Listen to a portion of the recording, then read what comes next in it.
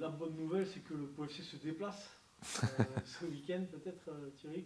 Comment tu abordes ce match face à Clermont? La bonne nouvelle, je sais pas, mais déjà, on n'a quand même pas perdu contre Bastia. C'est vrai que même dans ma tête, à la fin du match, je voyais ça comme une défaite, et c'est vrai qu'on n'a pas perdu, hein. Donc on a pris un point, même si bien sûr, c'est pas ce qu'on voulait. On a pris un point, on a refait tourner le compteur. Après, on va à Clermont, qui est une équipe qui a besoin de points, hein, même s'ils ont 5 points d'avance sur Amiens, ils ont besoin d'avancer. Ils ont deux réceptions de suite, là, donc ils veulent, j'ai vu les commentaires de leurs joueurs, de leur entraîneur, ils veulent à tout prix gagner les deux matchs, donc prendre les 6 points. Donc c'est sûr que c'est un contexte particulier. L'entraîneur disait aussi qu'ils avaient beaucoup progressé ces dernières semaines avec l'apport de Bamba, Diédiou. Il y a des bons joueurs et ils jouent de mieux en mieux. Ils se créent beaucoup plus de situations qu'au début de saison. Donc à nous d'essayer de les contrarier. Et, euh, c'est vrai qu'à l'extérieur, on reste sur 2 victoires et une défaite à la dernière seconde face à 3, mais ça sera un autre contexte, un autre concurrent qui va tout faire pour gagner ce match et s'éloigner de cette zone de relégable. Du coup, ça, c'est des scénarios qu'on peut imaginer qui sont plus favorables aux qualités de ton équipe, tu estimes?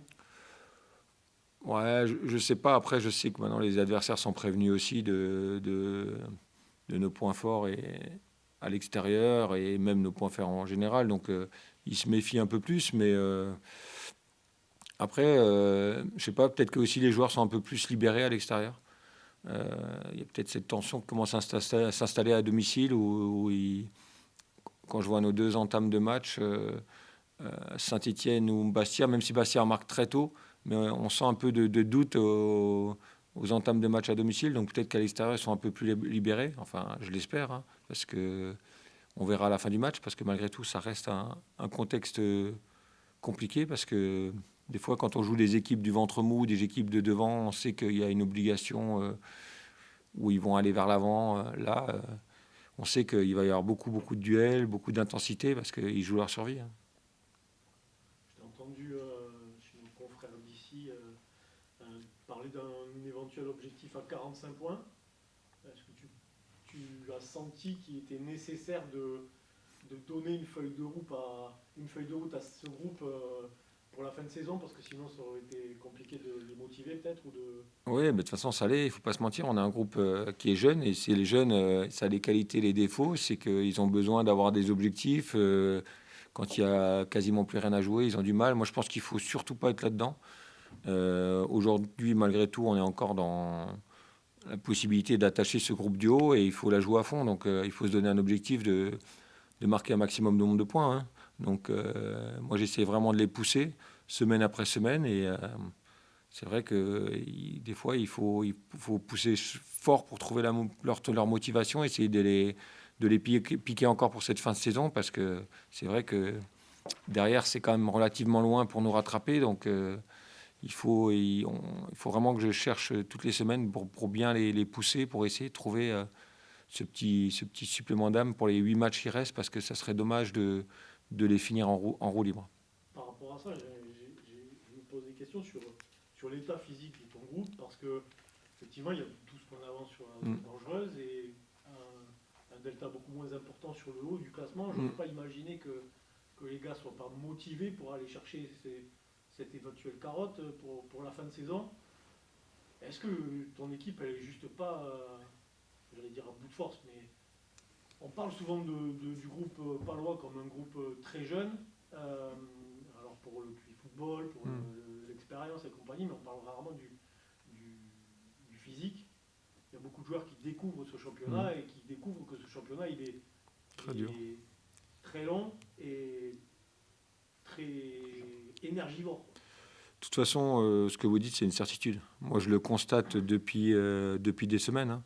Je pense que là, j'essaye sur les 2, 3 dernières semaines de retrouver de la fraîcheur physique, hein. Donc là, on a vraiment diminué le volume horaire des entraînements, parce que je pense qu'à un moment donné, il faut retrouver de la fraîcheur. Et là, je pense qu'on est impacté. Ces dernières semaines, on est vraiment impacté.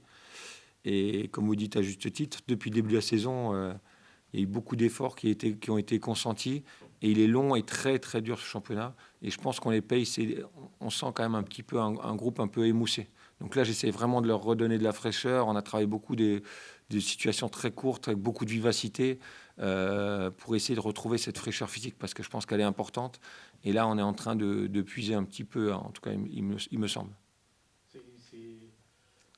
Ça touche notamment les jeunes joueurs qui découvrent la Ligue 2. Je pense à Giovanni qui a, depuis le début de la saison, un peu du mal à finir les 15 dernières minutes. Mais là, je l'ai trouvé fatigué très vite vendredi dernier.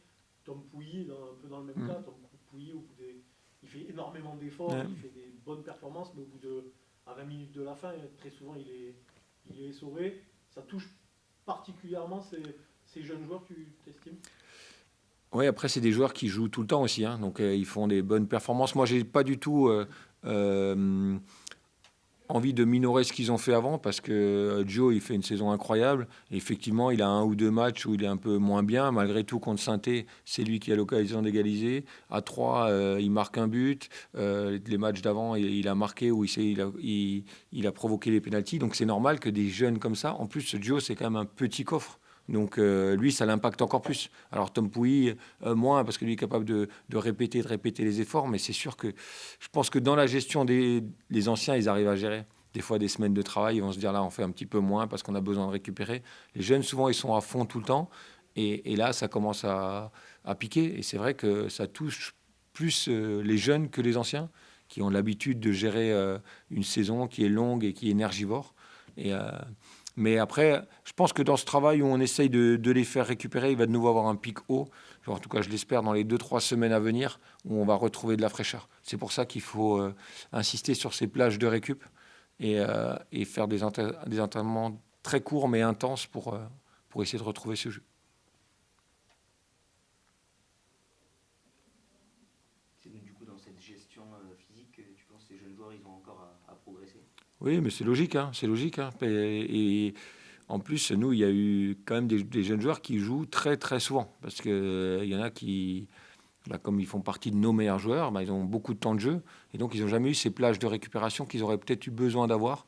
Et donc là, ils commencent à tirer la langue, mais c'est logique. Mais après, les jeunes, par contre, ils ont aussi cette capacité à retrouver le second souffle, que les anciens ont un peu plus de mal. Donc je pense qu'ils vont le retrouver. Alors j'espère le plus tôt possible, parce que franchement, je le redis, on a envie de bien finir.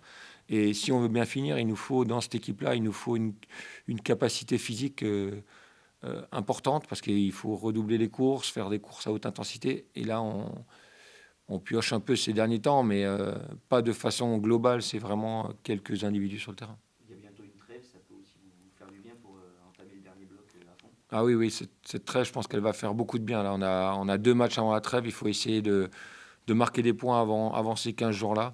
Et je pense que ça va permettre de régénérer, en tout cas physiquement, et aussi, parce qu'on oublie cette partie, mentalement. Parce que mentalement aussi, une saison elle est très très longue. Parce que le physique, des fois, il est rattaché à la partie mentale aussi. Mentalement, c'est très très long une saison de Ligue 2. Il y a beaucoup d'efforts. Et ce qu'on bouffe mentalement, après, on le paye souvent physiquement. Et comptablement, vous êtes fixé un objectif de points sur ces 2 matchs? On aimerait bien.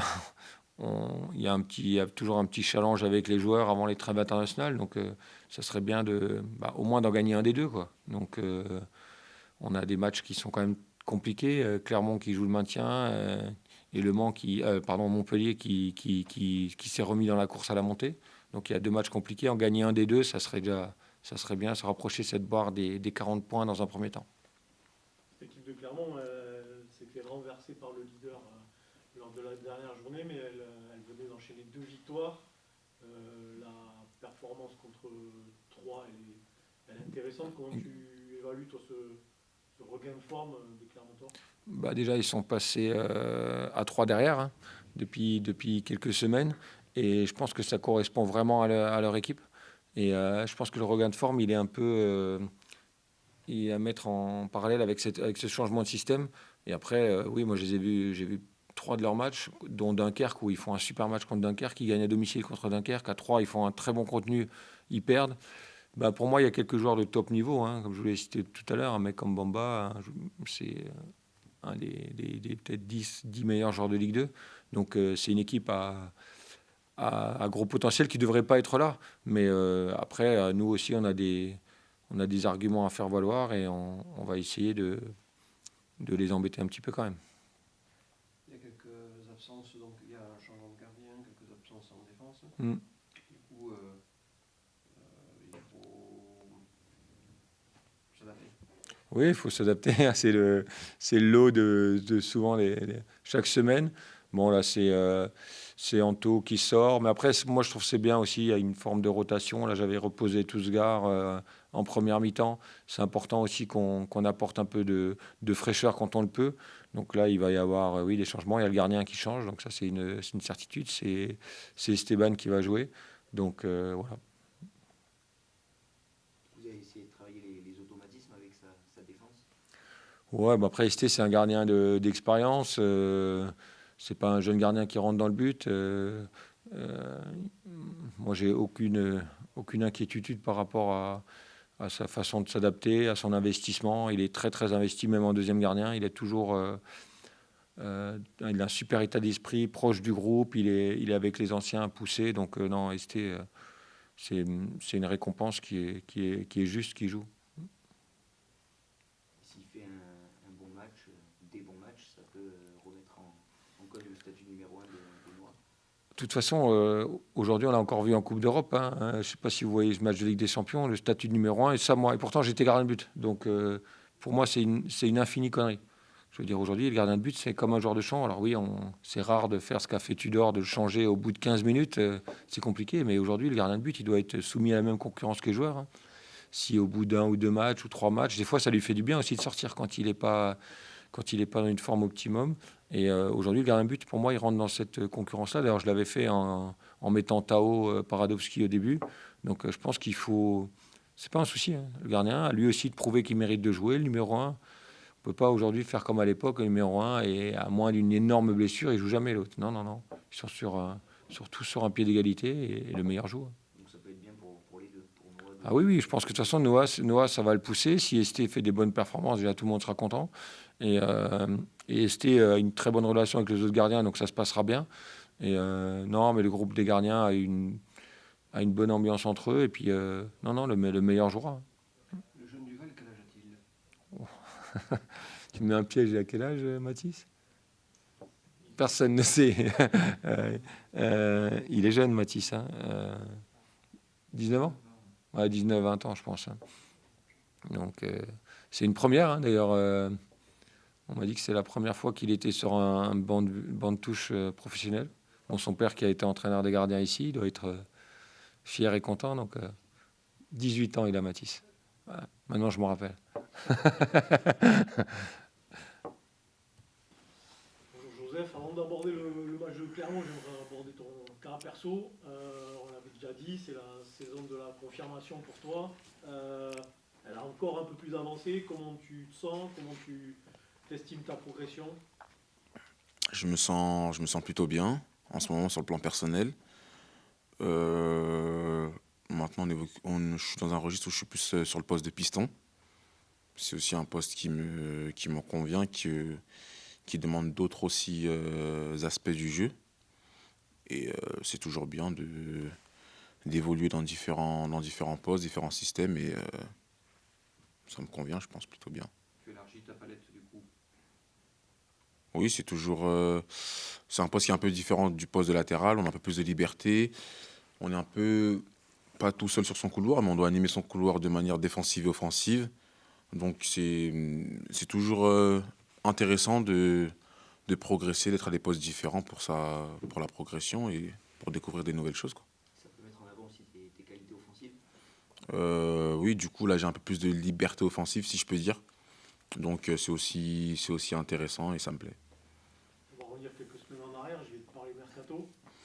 Tu as été sollicité cet hiver, on le sait. Le club, a priori, aurait refusé quelques offres. Comment tu as vécu, toi, cette période? J'ai vécu cette période de manière tranquille et ça m'a pas plus pris la tête que ça. Et je suis content d'être au POFC.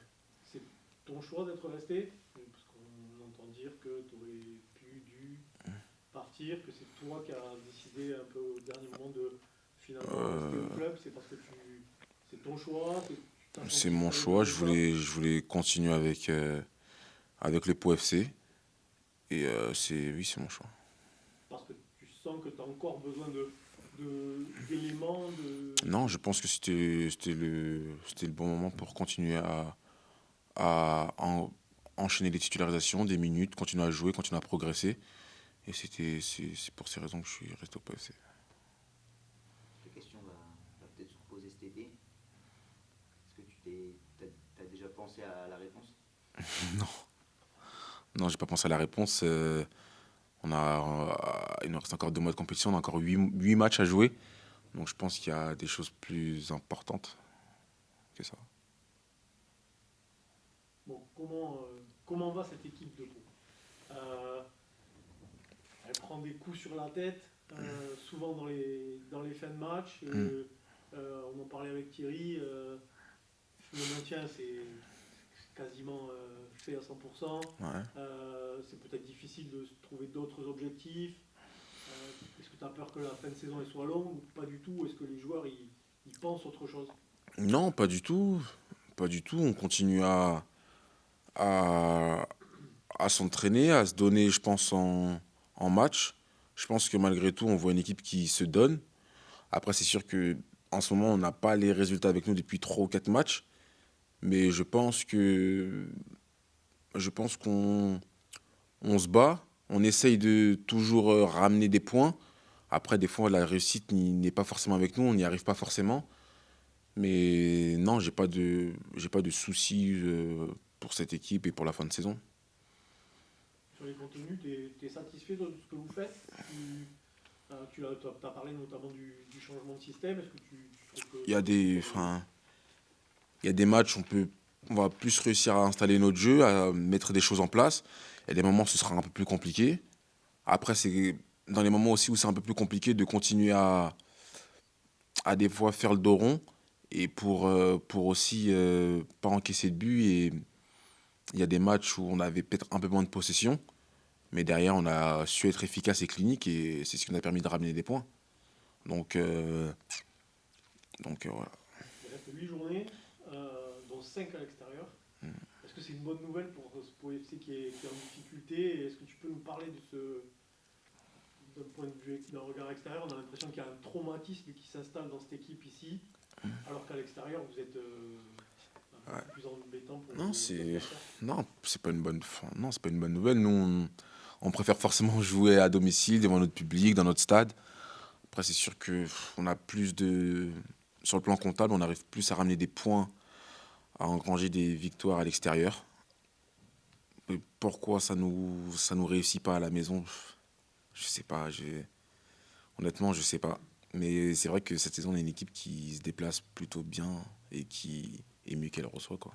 C'est quelque chose dont vous parlez, vous, dans le groupe? Est-ce que, tu vois, je te parle de traumatisme, est-ce que c'est un peu ce que vous ressentez? Non, non, pas de traumatisme.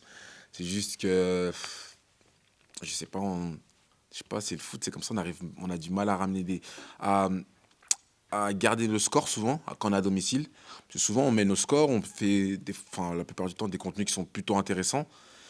Mais c'est juste qu'à chaque fois on flanche dans les dernières minutes, dans les dernières secondes du match. Après on est les premiers frustrés de ça, parce on se dépense pendant 90 minutes et à chaque fois prendre des buts à la 92e, 93e, c'est sûr que c'est très frustrant pour nous. Mais c'est comme ça, ce sera à nous de faire mieux à ce sujet la semaine prochaine, déjà quand on va recevoir Montpellier, quoi. Puis voilà.